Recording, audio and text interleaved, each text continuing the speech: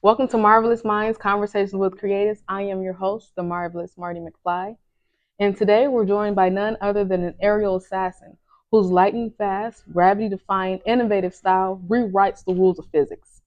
His electrifying pinfalls have not only won championships, but the hearts of fans everywhere, cementing his place as one of the most thrilling performers in the Midwest indie scene. Ladies and gentlemen, without further ado, Solo. Thank you. Of course. Thank you for joining me. Now, Solo, Mhm. it's time for me. It's time for you to lend me your energy. Oh yeah. Oh, yeah. All right. Oh, yeah, I feel it. I'm on 9,000 now. Oh, I'm over on 9,000. Yeah, 9,005. So, speaking of 9,005, you were on 9,000 tonight against Nikki. So, touch on your match a little bit. Honestly, Nikki is like one of the people I've wanted to wrestle for a while. I Yeah. kind of like his style, the way like he looks, the way he presents himself. I dig the paint. I don't think I could pull the paint off quite a bit, but I think it's cool. I like his, like I said, I like his fighting style and whatnot, and I think he's just a cool character, you know. Yeah, Nikki is he's a great wrestler as well. I just started seeing him more recently, more frequently, and yeah, every time I see him, he impresses me very much so. So speaking of impressive, last time I saw you was it last week or weekend before last up north? I think it was last week. Yeah, and you put on a hell of a match with Man. Kyler. That ladder match was great. Yes. Yeah. I have to say this year probably one of my favorite matches. Yeah. I'm a sucker for gimmick matches. Yeah. Like ladder matches. That's one of the matches I always wanted to do. Mm-hmm. And I'd say it was a success. That was your first ladder match? Yeah. What? Seriously? Yeah. That is so dope. Mm-hmm. That's dope. Whenever you and Kyler face each other, it's so much chemistry between you guys. I mean, from start to finish, phenomenal storytelling, honestly. Like from the ladder not being tall enough, you're like, rigid, and you're like, wait, I'm going to get a bigger ladder. I don't know why they gave us them little ass ladders. Yeah, anyway. little baby ladders. Exactly. I'm like, what is this? But yeah, no, that was a great match. And you guys, yeah, you guys are, like I said, you guys are great. Whenever I see you two together, it's always a good time. Well, if you didn't know, we actually graduated at the same time. Oh, I didn't know that. Yeah, we both graduated at the House of Truth during COVID. Mm-hmm. And I have to say, even during training, we kind of had like good chemistry, but obviously like over time and working with each other like so long that it gets better. So yeah, absolutely. It was our best match yet. Yeah, no, for sure. Like every time I see you guys together, it's my new favorite match of you guys. You know what I mean? So yeah. I'm just interested and ecstatic to see what you guys do next against each other for sure. So speaking of in-ring storytelling and craftsmanship, I've also watched you face against Malcolm in 2022 at what's the name of the show? It's leaving me right now. So I know what I do remember it was about the heart. It was. I want to say it was the Sheik and Bug Memorial, maybe Memorial show. I do know it was like a fan requested match. Yes, I do remember that. Yes, and you guys tore the house down. Definitely one of my favorite matches you put on. You and Malcolm put on. That match actually welcomed me to you. Yeah, and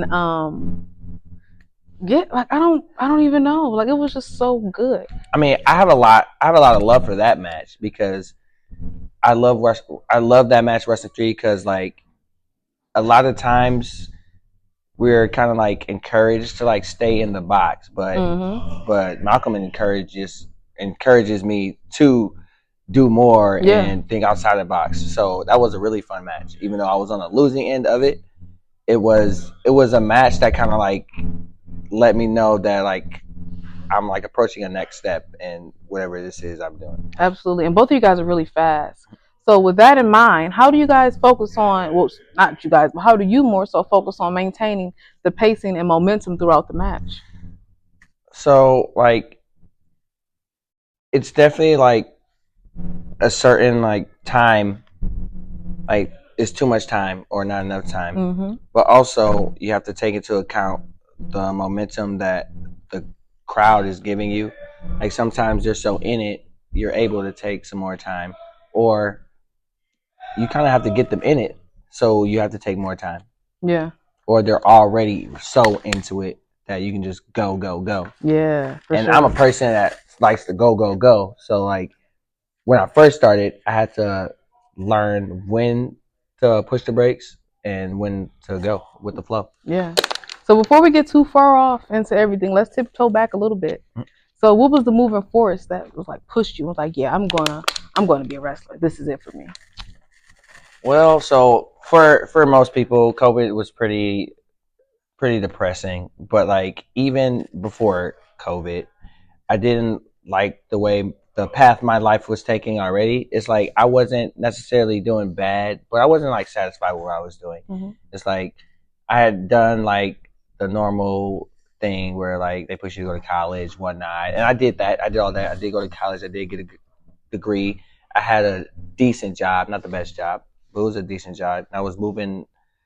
I was moving with my other career, but I've always heard the call of wrestling because I've watched wrestling and consumed wrestling since I could remember anything. Yeah. So, and then it was just taking a step on the opportunity that I found, where I found out how people are actually becoming wrestlers and which school was near me. And COVID actually gave me the opportunity financially Yeah. to pursue it. So it was kind of like a lot of things fell in line. Yeah. Divine order. You can't beat that. Mm-hmm. I You love when can't beat things it. just fall perfectly in place Mm-hmm. because that means I'm going the right way. I now had the drive to do it, the time to do it, and the means to do it. Undeniable. Undeniable. Yeah, you can't beat undeniability. So, your ring is influenced by Dragon Ball Z. Mm-hmm. Touch on that a little bit. What inspired you to go with Dragon Ball Z? Well, so I am the anime salt, and I love anime. Mm-hmm. So I take a lot of inspiration from anime with like my clothing and my movements. I like to take elements of what I like most about certain animes and put it like on me, like literally like wear it. Yeah. Like so, like I don't know, the Dragon Balls. Like I always thought the Dragon Balls are so cool. Like you get all these and you make a wish, whatever you want. Come on now, Right. Can't beat that. can't beat that. So I was like, I'm gonna put it on my pants. Yeah. I got the 7 Dragon Balls on me. That's it. You won. Literally, that's it. So, what would you say your top 5 animes are? That's a tough question. Yeah, I know. There's so many good ones. Definitely number 1, Promised Neverland. Okay. For very weird reasons, but I like it. I like the storytelling in that show. It definitely is kind of like the perfect underdog story, which like I can relate to in some aspects. So that's why that one's my favorite. On top of like it's so weird. It's such like a weird concept. Yeah. And definitely Dragon Ball has to be number 2 because I grew up on Dragon Ball. Of course. Like that was probably my introduction into anime. Yeah. Number 3,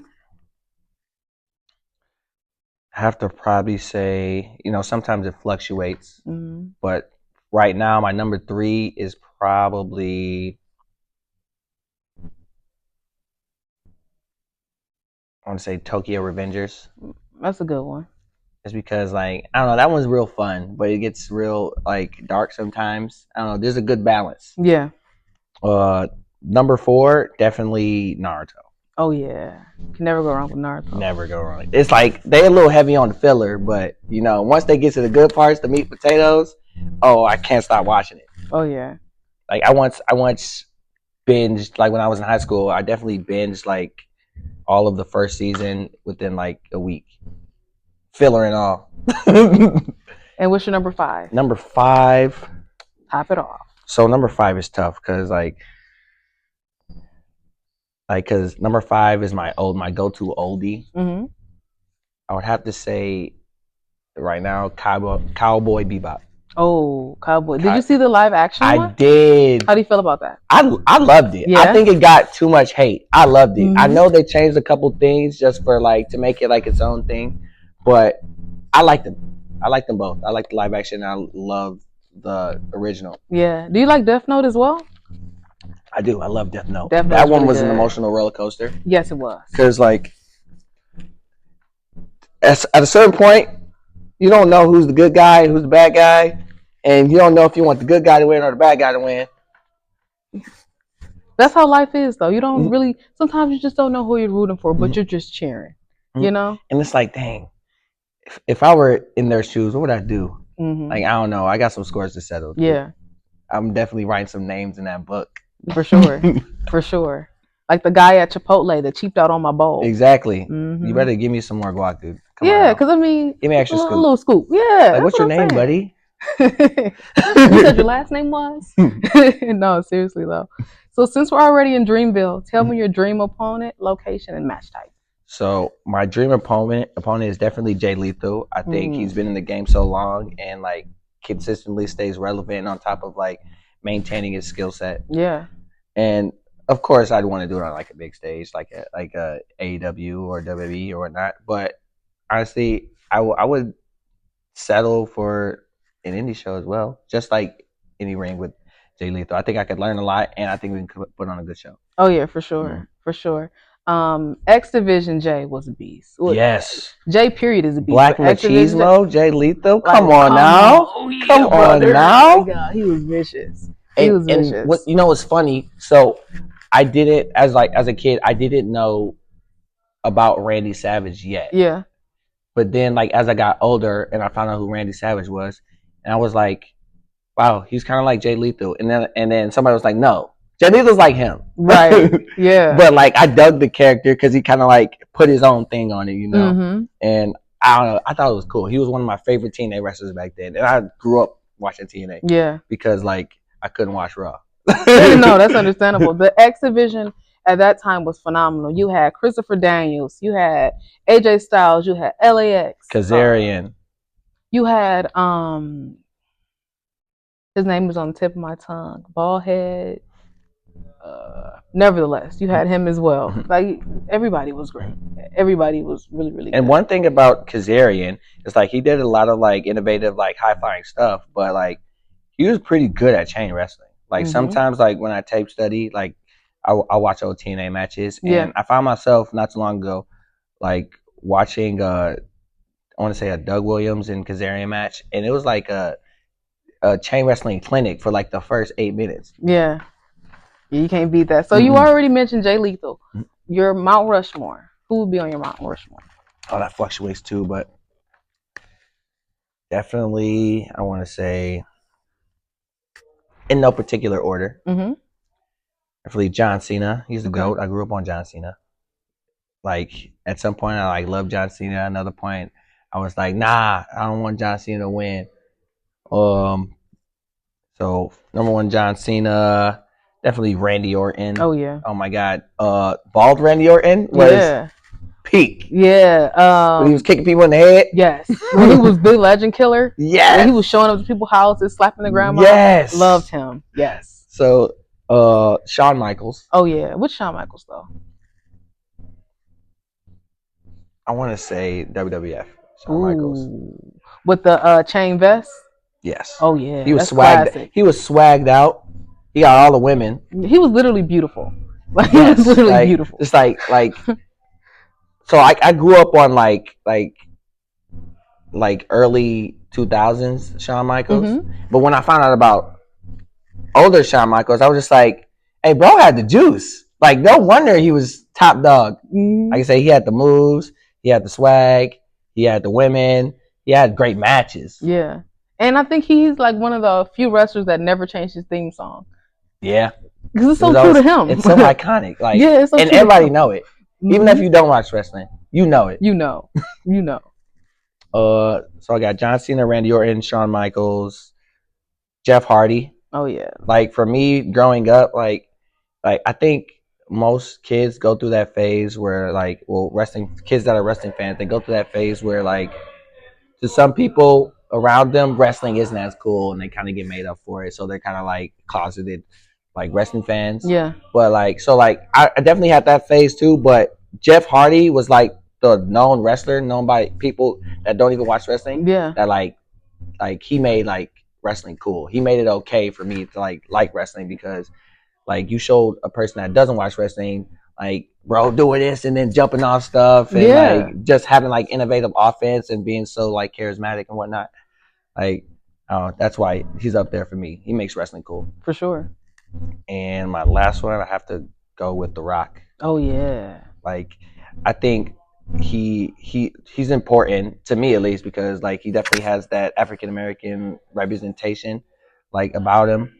And like he was great on the mic, great wrestling, And then like even though like I felt like Rock wasn't here for long enough, but he kind of like quickly outgrew the business and then like went on to do bigger and better things and still is able to kind of like put the rest of the business on. He's still Yeah, making it cool, even though yeah, like he's not really like always there around. It's like absolutely. that's how people know him, and that's like what that still translates to today. 1,000%. I would even go as far to say is this WrestleMania was one of the most Mm-hmm. talked about WrestleManias Mm-hmm. in recent years, and I want to give credit to The Rock Mm-hmm. playing into the storyline. Mm-hmm. I definitely I do. think it was Like, like yeah, within the past 7 years, definitely the best WrestleMania in my opinion.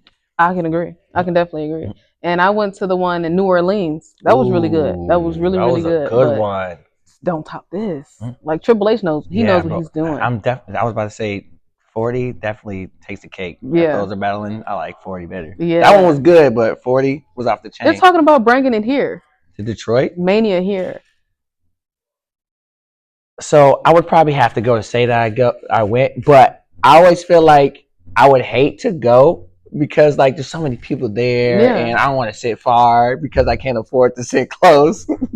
If you get so what I realized with Mania, this past Mania that we just had in Philly, I was out there, but I didn't go to actual Mania. But if you go to like SeatGeek and what's the other one? SeatGeek and StubHub, you can buy tickets at the last minute, and they're like 75% cheaper on the Damn. floor. Like they have like right on the ramp. You can pay. It was like $200, and those tickets were going for $1,200 originally. A lot of people don't know, but you can buy tickets last That's minute. crazy. Mm-hmm. I mean, if they came to Michigan, I'd probably have to cop a ticket. For sure. Like even if I went by myself. Yeah, or even if you're just down in the vicinity, you don't even have to go to Mania. You're just in the vicinity, just soaking it in. Exactly. Yeah. I wouldn't go all the way downtown. I Yeah. would never get out of there. No, you I wouldn't. went to SummerSlam Mm-hmm. last year.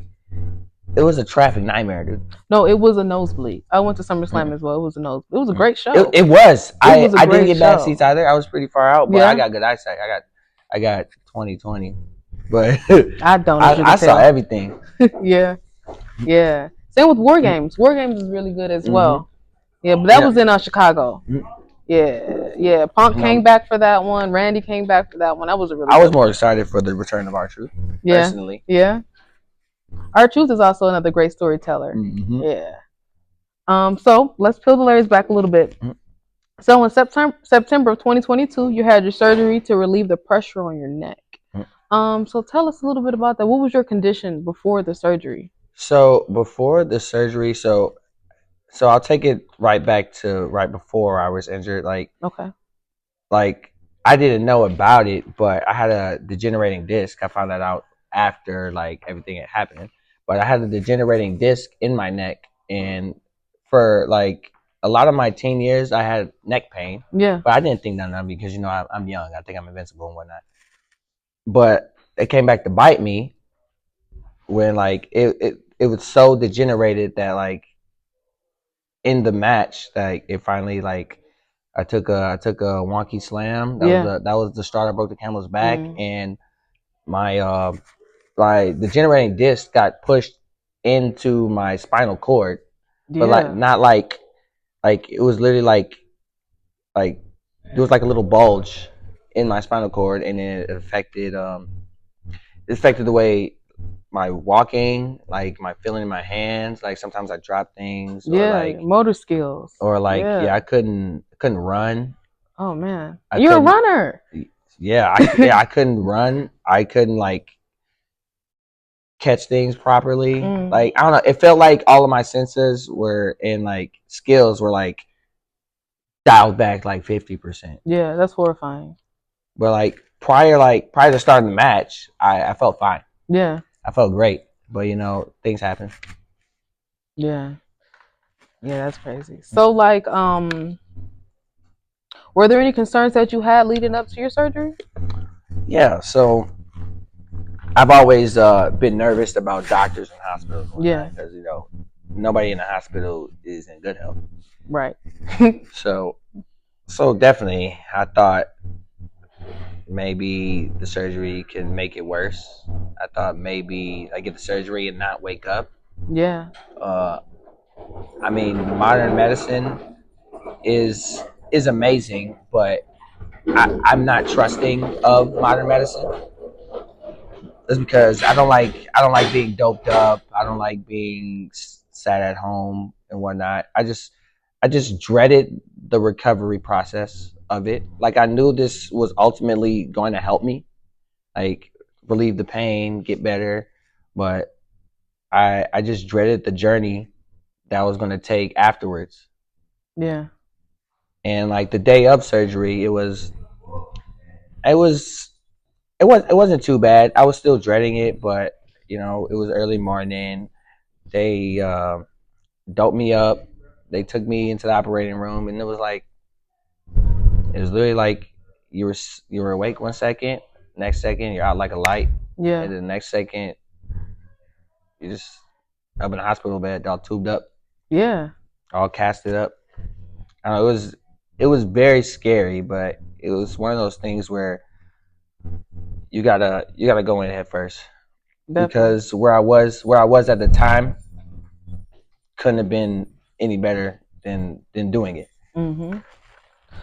So how long did you have to sit down at that? Like a year or so? So I was projected from surgery to recovery 8 months, Okay. and I want to say I made it back in 7 and some change. Okay. But at the 5th month mark, my doctor that actually did my surgery, he did say like everything's looking cool. Our motor skills are looking good. Um, your medication's down. Your pain levels are down. Your mobility is way better than it was before. Mhm. He said, like at the 5th month mark, he said, I don't recommend it, but if you want to start exercising, doing physical activity, and maybe even wrestle, you can. He's like, He's I don't like, recommend it, but you could. he Like, said, I yeah, you will. can do it. So like, Yeah. I was slotted at 8 months of recovery, Mhm. but ultimately I was good in 5. Yeah, But I that's great. took an extra 2 months to get myself right. Like I wasn't prescribed physical therapy, but I kind of like just worked my own. Like Yeah. I had like some neck workouts. I reconditioned my body. Like I had to get my strength back, had to get my cardio back, Mhm. had to get my like brain right. And even that in itself was tough too, because it's like you wanna be at where you were, Yeah.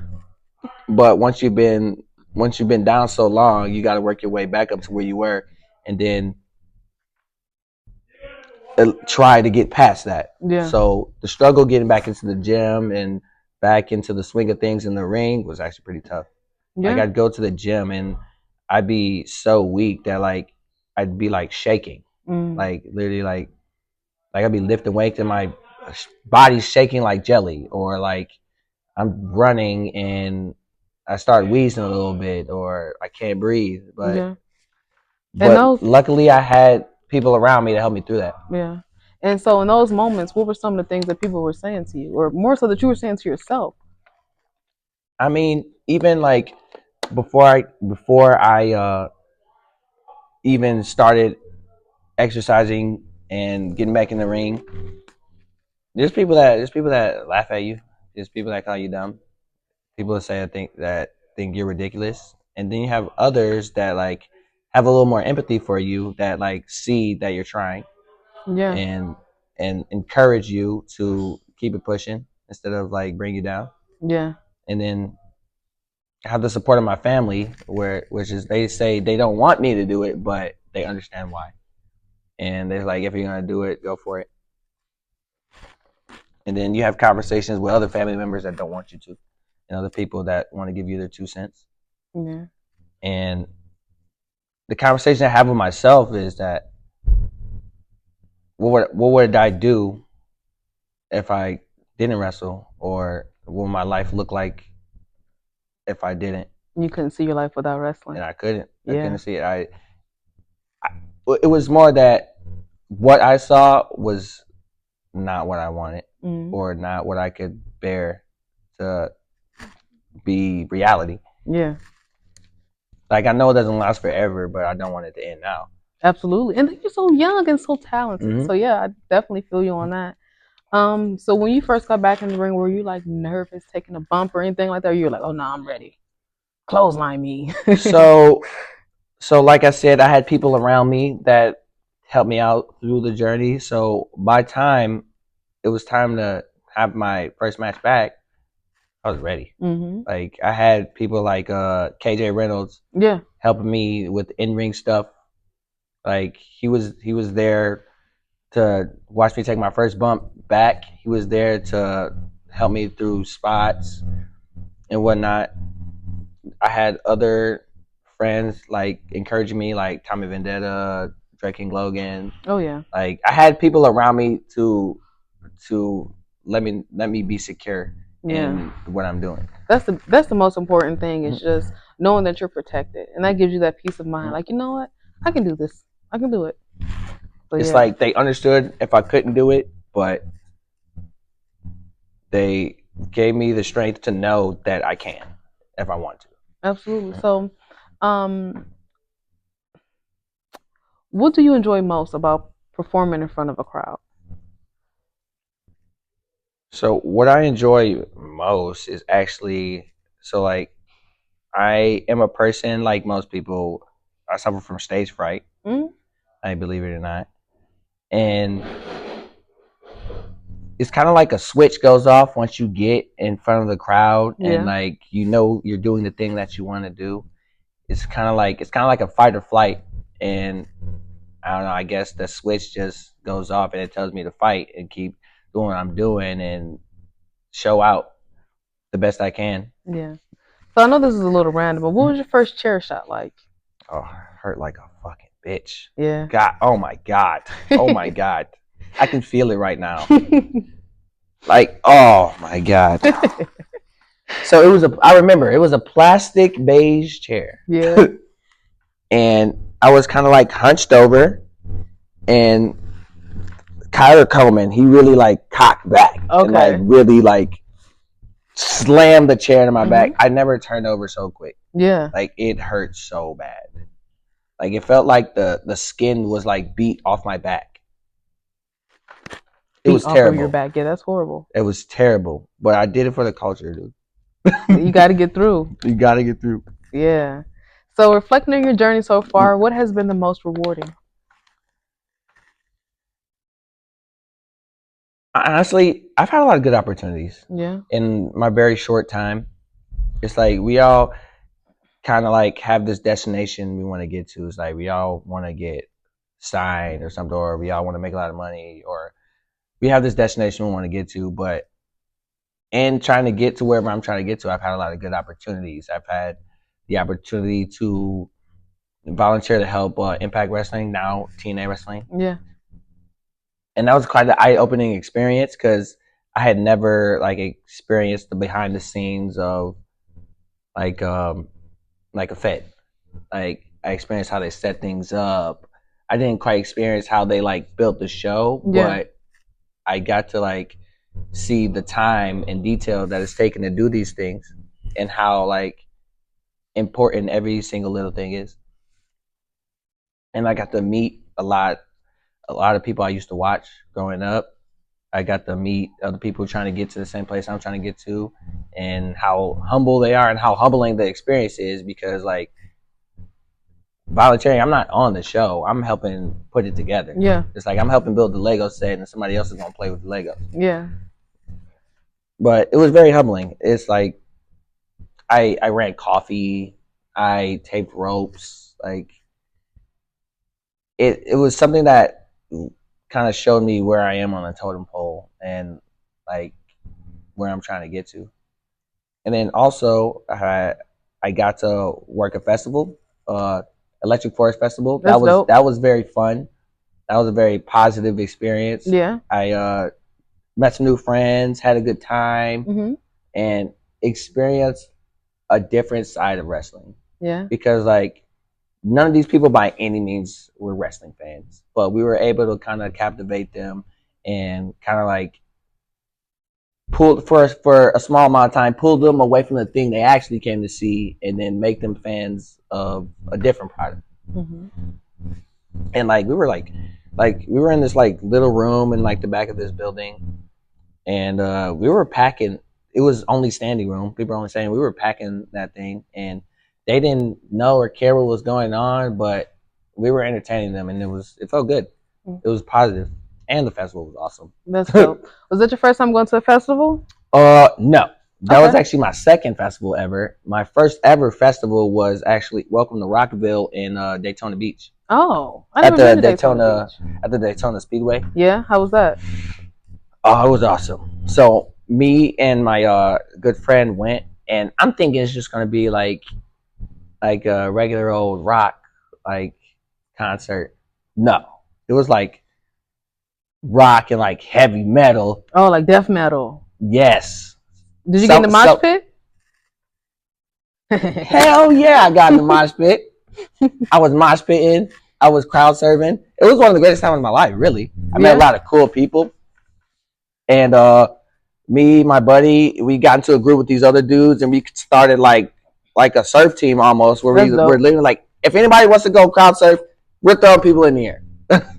So we literally had like a line lined up, and we're like literally like tossing people in the air, and the people in front of us are kind of catching them. That's so cool. Now that's how teamwork is supposed to go down. Honestly. It was like 6 of us. Yeah. Oh yeah, that's a good amount of people too. That's like a small business. Exactly. You still started charging them like $1. Yeah, exactly. It would have came up for real. But nah, I love consuming music, and I would say the past few years, like I took the time out to kind of like really like appreciate and take in music. Yeah. Have you gone to any concerts recently or anything? Not recently, but outside of the 2 festivals I went to, I did go to a Dance Gavin Dance concert probably a year before, and it was my first concert experience. Okay. And it was like it was cool. It was a little scary because like I've been in a room full of people, but like I'd never been in such like a rowdy, toxic environment. Mm-hmm. Like for a little bit, it was like chill, and then like throughout the night, it just gets progressively more intense. Yeah. So like I had crowd surfed, I mosh pitted for the first time, and then I had like a panic attack throughout the night just because like people were so close to me. Yeah. I was getting claustrophobic. The lights were like flashing. It's a lot. Yeah. I was like overstimulated to the point where I was having a panic attack. I had to run outside and like get some water and whatnot, and then just go back in and keep it party going. Yeah, for sure. So speaking of the party going, I got the last question for you. So from your point of view, what sets indie wrestling apart from mainstream wrestling? So a few things actually. Like I feel like mainstream wrestling, they have the production value. Mm-hmm. They have the opportunity to really polish themselves and make themselves look the best as possible, to universally be viewed by everybody. But with that, I think comes a lot of limitation with so many people's hands in the pot, like cause like they have a lot of investors, whatnot, whoever's paying what or viewing this. Yeah. There's always some type of limitation. Somebody wants this, or somebody wants you not to do this, or whatnot. And on the indies, I feel like it's less. We don't have the opportunity to polish it as well. Mm-hmm. But also with that, I think we have a lot more freedom. We have less limitations because, like, I don't want to use like not legit, but there's far less people to tell us no. Yeah. And then like some things, like if it's cool enough, even if they didn't want us to do it, it was cool. It made you money. Yeah. So you ain't gonna say nothing about it. So we have a lot more freedom as like indie wrestlers. Mm-hmm. We still have some rules, but it's like the Wild West. For real. Yeah. That's pretty cool though. Because it gives you an opportunity to really hone your skill set and really hone who you are and who you want the people to receive you as. Mm-hmm. And that's really why I love indie wrestling, because a lot of you guys are solidifying that foundation, and I'm getting the opportunity to see raw talent up close, you know, and That's the biggest blessing in itself, in entirety, honestly. Is just seeing people that are so dedicated to their crafts that other people vicariously see their vision as well and move and is moving in the same trajectory and the same spirit pace as them. So And I think that's really good. But for some of us younger wrestlers, like that realization is a little intimidating. Yeah. It's like realizing we have that much freedom is scary because, like, you know, as young people always want to tell us to do this, and that. Yeah. But when people have done that to us for so long, when people tell us, ask us, what do we want to do? Or like, what can you do? We're just like, well, damn, what can I do? Or what do I want to do? Yeah. I've only taken direction all my life. Hmm. So like it's intimidating, but like the opportunity is fun. So like I think a lot of us surprise ourselves. Yeah. Okay. That's pretty cool. Mm-hmm. So Solo, this is the end of our interview. Is there any socials that you'd like to plug in? So I do have Instagram. It is real_solo, REEL. Yeah. On Twitter, X for you people in the next gen. It is the Anime Assault. The is spelled THA. THA. The. Yeah, the THE was taken. Yeah. Because why y'all always trying to take stuff? Give it to him. It's exactly. And on Facebook, I use my Govy, Solomon Johnson. Mm-hmm. Don't call me by my government name, SJ? please. No, Okay. no, I like Solo. Solomon is just such a long name. Yeah, it was given to me by my grandpa, and I love my grandpa, but yeah, so many syllables. I'm named after my grandmother, so yeah, I understand. My name is like super Southern Martha. Super Southern, just sound like I'm cooking grits in the kitchen. Just come on in for supper. That's exactly. I got 12 children. Oh my god. Yeah, they all got the same face. Like, but yeah, those are my 3 socials. Follow me. Send me a friend request. Yeah. Book me if you want a great match. An amazing match. Absolutely. So Solo, I definitely want to thank you for taking the time out, sitting with me, and being a part of the Marvelous Minds team. Well, thank you. So as the sun sets on the exhilarating Season 1 finale of Marvelous Minds, Conversations with Creatives, I find myself standing at the edge of destiny, haunted by a singular question. Will I ever have the chance to send someone crashing through a table? We'll definitely find out in the uncharted territories of next season, where the boundless conversations of creativity continues to unfold. Until our paths cross again, guys, stay ringside and definitely stay marvelous.